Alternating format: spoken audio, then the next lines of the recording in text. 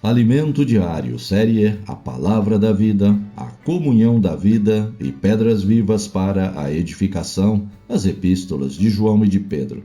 Livro 6, A Palavra Profética, uma candeia que brilha nas trevas. Autor, Pedro Dong. Semana 1, tema, Não estranheis o fogo que surge no meio de vós. Leitura bíblica desta segunda-feira. Atos, capítulo 2, versículo 42. Capítulo 11, versículos 2 e 3 e capítulo 21, versículos de 17 a 20. Versículo para ler com oração. 1 Pedro, capítulo 1, versículo 1. Pedro, apóstolo de Jesus Cristo, aos eleitos que são forasteiros da dispersão no Ponto, Galácia, Capadócia, Ásia e Bitínia, os judaizantes e a igreja em Jerusalém. A mensagem desta semana tem como título: Não estranheis o fogo que surge no meio de vós. A regeneração foi o primeiro passo de nossa salvação, pois, no dia em que cremos no Senhor Jesus, nosso espírito foi salvo. Quanto a nosso corpo, ele será transfigurado na volta do Senhor.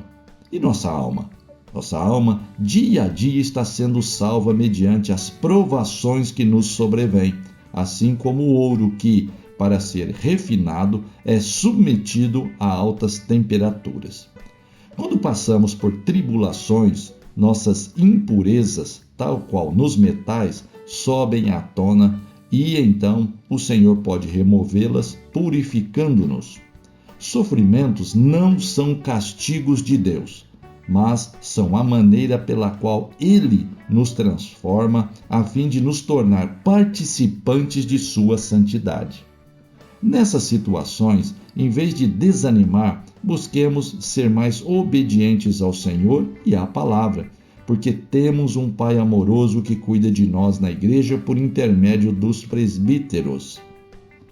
Esses irmãos devem pastorear o rebanho por amor, levando todos a seguir de perto a palavra profética. A palavra nos livra da soberba e nos faz permanecer firmes na fé até o fim. A primeira epístola de Pedro provavelmente foi escrita na Babilônia. Pedro foi o apóstolo cujo testemunho no dia de Pentecostes fez com que muitos judeus crescem em Jesus, surgindo então a igreja em Jerusalém. Juntamente com João e os demais apóstolos, Pedro fez um excelente trabalho no início da vida da igreja.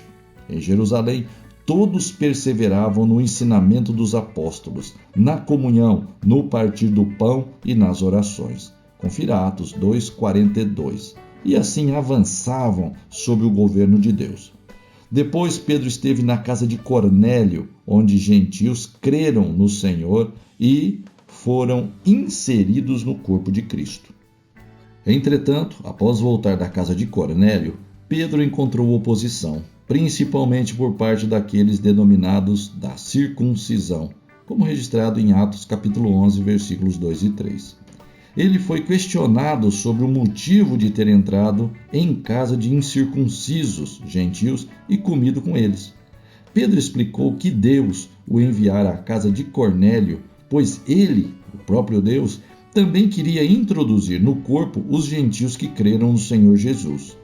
Em Atos capítulo 11, versículo 18, lemos: E, ouvindo eles estas coisas, apaziguaram-se e glorificaram a Deus, dizendo: Logo também aos gentios foi por Deus concedido o arrependimento para a vida. Esse grupo era zeloso da tradição de seus pais e da lei de Moisés. Portanto, tentaram adaptar a fé em Cristo à prática da lei. Isso trouxe muitas dificuldades ao ministério de Pedro, impelindo-o de avançar na região da Judéia. No capítulo 15 do livro de Atos, Paulo foi levantado pelo Senhor para alcançar os gentios. De volta de sua primeira viagem com Barnabé, eles também enfrentaram problemas com aqueles zelosos da lei.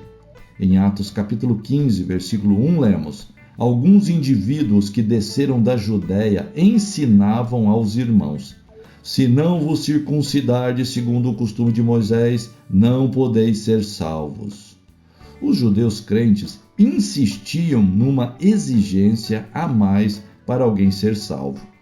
Além de crer em Jesus, era preciso ser circuncidado segundo o estatuto de Moisés. Isso, porém, não é bíblico.